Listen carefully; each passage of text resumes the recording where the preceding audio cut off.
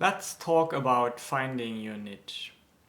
When it comes to marketing, I just keep on preaching that companies, whether large or small, need to know who they are serving. And that is best done through a specialization that is also sometimes referred to as finding your niche.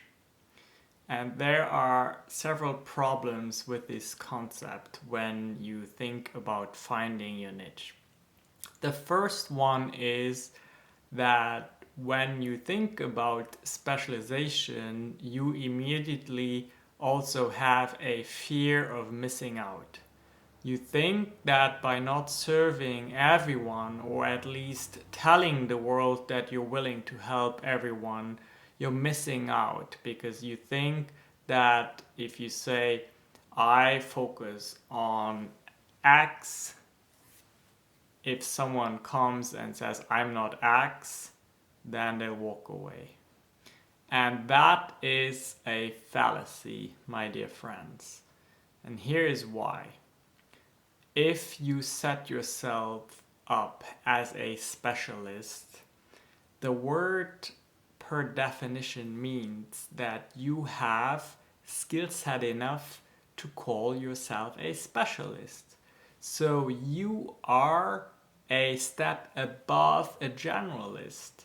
If you think about the profession of a doctor or maybe a lawyer, generally speaking, we see specialists as a more advanced stage and they're being paid more money.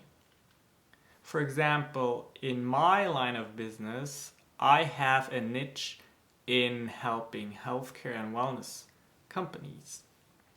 Now, what I get very often is someone will walk to me and say, Hey, Shankar, I know you help doctors, but I happen to be a lawyer.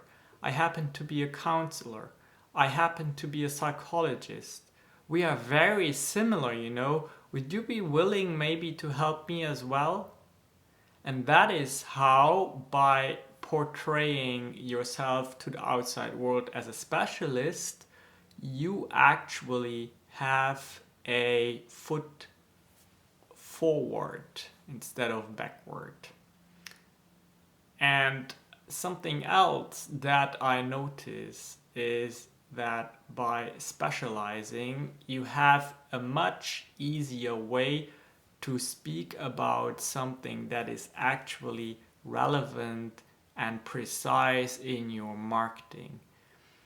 There are certain industries where if you just keep repeating what everyone else is saying, there is inevitably a certain sense of noise that you are part of because everybody is saying the same thing. And the only way to break through the noise is by being a specialist and or by really letting your personality shine through. And in a way, your specialization has to do a lot with your past and your skills, and hence also with your personality. So that is the first problem, is that you have this fear of missing out and you're really unsure about whether you should dare to take that step and portray yourself as a specialist. I hope I have alleviated that fear a little bit. Now here is the second problem that people run into. Once they have accepted the fact that they should specialize and find their niche, they will quickly often see that they have no idea what their niche or specialization should be. And I will admit it is not an easy task necessarily, because in a way, niching and specialization is when the moment at which you come to the realization that this is your niche, it is a serendipitous moment. It is a moment where basically the past of your life aligns with your skill set and also with the current market, with opportunities that are in front of you. To some degree, you cannot force a specialization or a niche. You need to let a progress happen, and sometimes that takes time. You need to go through the experience to discover your niche or specialization. However, you can be on the lookout for certain signals, for certain indications. That is, you can prepare yourself to recognize the niche or specialization once you are confronted with it. To do that, I will take you through a process that hopefully will help you identify the niche when it is ready to present itself to you. First, I want you to understand that your niche has to do with who you are, and it has to do a lot with your past, with the experience that you have, and with the skill set that you have. So detach yourself for a moment from your business and what you're doing right now, and think about your childhood. Think about what you did as a teenager, as a young adult. What was your first job? What was your first career if you had a different field than the one you're operating right now? And write down what you did. Write down the skill sets that came with what you did. And also write down what you enjoyed and what you were really good at. Pause the video now and take that journey into your past to write down these aspects about your person. When you're done, come back and resume this video. Alright, now that we have analyzed our past, we want to think a little bit about our current situation. We want to look at our business that we have selected to operate in. What does it do? What kind of skills do you have? And what do you do in very general terms? By the way, at the end of this video, I will take you through my own journey and you will see how I discovered my niche. I want you to think about perfect case experiences that you have had in your business. I am sure you have had a client that was very pleasant to work with. I'm sure you have a client that you really enjoyed to work with. And also, I'm sure that you have a client that you have acquired in a very effortless manner. For a lot of clients, you have to fight to get them, but sometimes life just throws a client into your lap and it just happens, right? So think about those moments and write those down. What I want you to do now is the people that crystallized during this exercise, we want to profile them. We want to really think about who they are, what their background is, what they like, and what challenges they have. What pain points do they have? How do they see the world? What do they value? Because you as a business owner are providing either a service or a product that aims to solve a problem, that aims to alleviate a pain. So you have to really understand what kind of pain you alleviate. You have to understand what kind of problem you solve. And you might be surprised to know that this can be something very different for two different individuals with the same product. For example, in my line of business where I create websites, I could have persona A, who is a very established business person with a very strong and healthy business, but they are completely tech illiterate. They have no idea how to build a website. They even struggle with building a PowerPoint presentation. But they know their industry and their product and their target audience very well. They just need help for you to make it happen. So what you do is you help them realize their vision. Okay? That's individual one. Individual number two, they come from a different angle. They don't know, they know obviously what their product and their service is, and they have no problem to build the website. They can hop on to WordPress or Wix and build the website.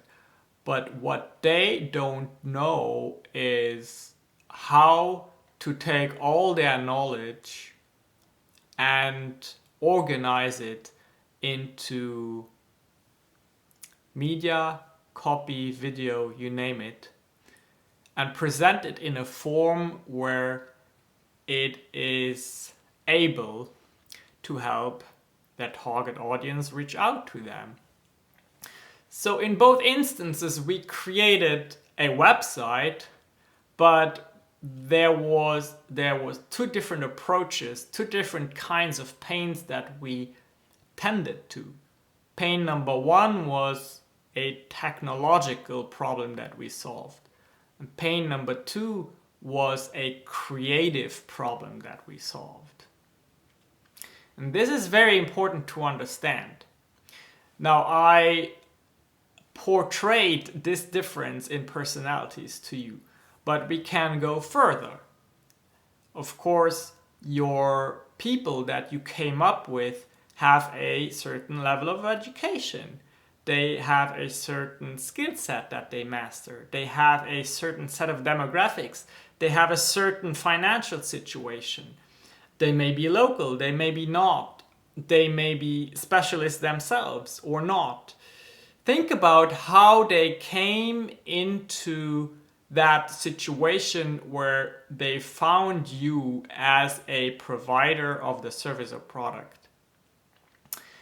And by really analyzing that situation, you might tap into something where you say, oh, now I see it. That's my niche. That's my specialization. And then you start walking that path. And as you see yourself as a specialist, you will find yourself speaking in a different way about what you do. You will no longer go to a networking event and say, I do everything for anyone. You will go to a networking event, and you will say, I solve this problem in this manner for this type of target audience. And that is very, very powerful. Now that we have gone through this conversation, I do want to share my experience with you. And I want to also outline to you that there was a long time, probably about 3 to 4 years, where I was a generalist just because I hadn't discovered my niche yet. But me too, I had to rely on other people to help me think about how I can identify a niche. Just as you rely on this video, others helped me to think in a similar fashion. But here is my story. So I saw myself as someone who makes websites for anyone who needs a website. So naturally, I went to networking events, and whenever people asked me, what do you do? I told them, well, I'm a web developer and I make websites for anyone who needs them. And that was a problem, right? What was the problem? Well, it was very general. Okay, well, you are one of many, many people who offer to create websites, but you charge thousands of dollars for it because you are US based, and I can do it for free using Wix or for very little money, or I can hire someone in a different country offshore and do it for a fraction of the cost. So why would I work for you? There's nothing there that distinguishes you. There's no specialization that really intrigues me, right? And I was in that situation for quite a while. Then came a situation where I started doing work for a rehab facility. And at some point I was asked to write blog posts and also create a video in which I captured a testimonial of a person in recovery at that facility. And what you don't know, because I haven't told you yet, is that before my immigration to the United States, before doing web development, I was a law enforcement officer. And during a big part of my career, I was active in the field of fighting drug abuse and drugs in general. And in that line of work, I had a lot of exposure to addicts on the streets. I was used to communicating with them. I knew their perspective of the world. I knew their problems. And I had a way of dealing with them in a way where I understood them and they understood me. And I believe that helped me to do a decent job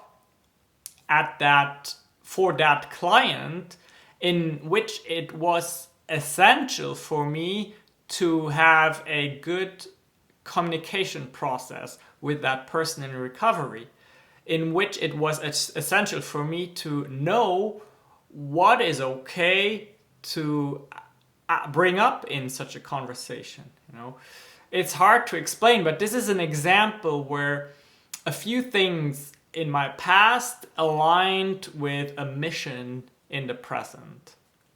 For example, what do you need to be able to do as a police officer? Well, you need to be able to listen to a wealth of data, distill the essential elements. You need to be able to have a conversation where you don't judge, because you are literally not a judge. You are someone who reports to the judge so that they can make their decisions based on what you portray.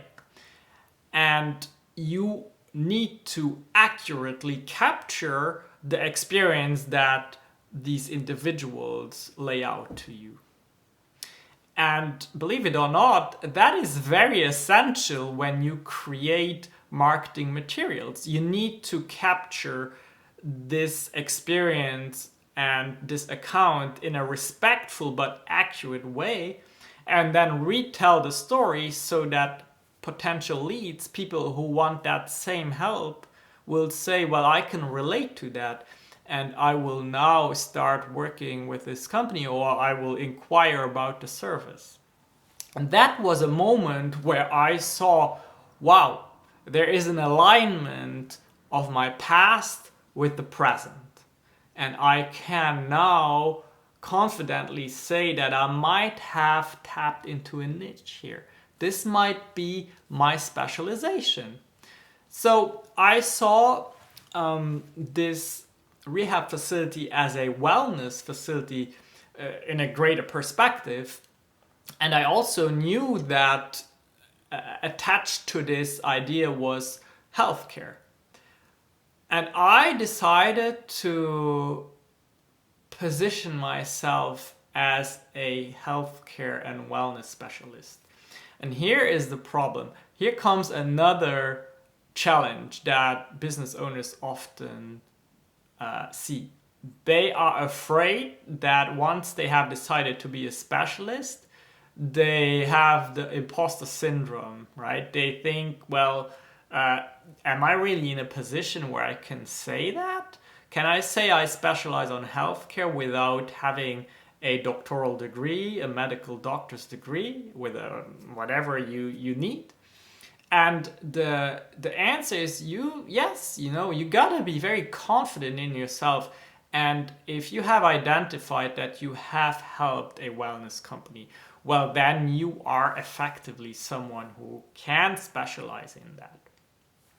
Now, something very essential happened now. I started in my social media accounts, in my online presence, on my business card, and in my in-person networking, I started introducing myself as, hello, my name is Shankar Poncelet. So what do you do? Well, I am someone who does web development and marketing for companies who operate in the healthcare and wellness space. Note that I didn't say I am a web developer anymore. Why? Because people don't see web developers as web developers. They see them as designers or marketers, right? So you gotta speak the language that your audience has for you, not that you have for you. Even if it is inaccurate, it's very important that you speak your audience's language. But by doing so, I was planting lots of little seeds. And by doing that consistently, I brought that into my life. Also, not only because I told people that that's who I was, but also because I really, if you tell yourself something consistently, you get it. You start seeing yourself as exactly that. Fast forward a few months and I go to another networking event and I see a doctor talking about a very interesting approach of delivering healthcare that is referred to as direct primary care.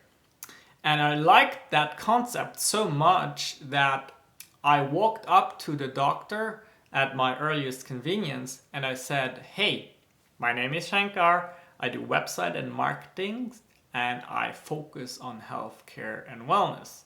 Can I help you? And that is a very different conversation, right? Because now this person who is a doctor talks to someone who says he's specializing in helping him. And then, of course, there's always a little bit of luck involved because that person decided to give me a shot and we actually still have a very healthy and thriving business relationship. And he was my second customer in that field. I had the rehab facility, I had the clinic, and I was now even more than ever a specialist in the healthcare and wellness field. And the story goes on, and people get to know me like that. And I'm no longer a freelancer, I have a small company, and people know us like that. And that is very, very powerful. That is really what you want for yourself. Then I took it further. Okay, this is an advanced way of using specialization. You can be very powerful if you can have conversations about your business, but in an indirect way. In other words, if you can talk about your field of expertise without constantly having to sell your services, then you create a perfect situation of letting opportunities come up naturally and organically because you're truly involved and you're truly passionate about that. And I'll give you again an example of what I did. I liked that idea of the free market principle in health so much that I co-founded and co-lead the San Antonio Free Market Medical Association. And what did that do for me? well, it gave me a lot of work, but it also exposed me to so many people that operate or are adjacent or tangential to the healthcare space. Now, whenever you do something within an organization, a club, or for people, doesn't matter where, always think of what you do as being in an interview or providing a free sample. You never know that what comes next. So naturally, it took a year or two, I'm not sure, but eventually people I met through that work in the Free Market Medical Association turned into customers. And now you just build this momentum and you build this element of specialty, and that's really where you just got to keep going. And of course, getting there is the hard part, right? But once you're there, this is really a very, very powerful approach, very powerful. And again, that doesn't mean that all of our customers are within the healthcare or wellness industry. Maybe 70% are, but there's a 30%, a good amount of customers that we serve that are not within the healthcare and wellness industry. So don't think that by establishing yourself as a specialist, you miss out. On the contrary, it brings lots of opportunities to you. Now, I hope this has helped you, and I really want to hear your struggles, but I also want to hear your success stories. I'm sure some of you who will watch this video will say, wow, I can really relate to that. Something similar happened to me. If you want to have a one-on-one conversation with me about that, leave a comment, reach out. I'm sure we can make something happen. That's it, friends. Best of luck to you on your endeavors as business owners, and I'll see you in the next video.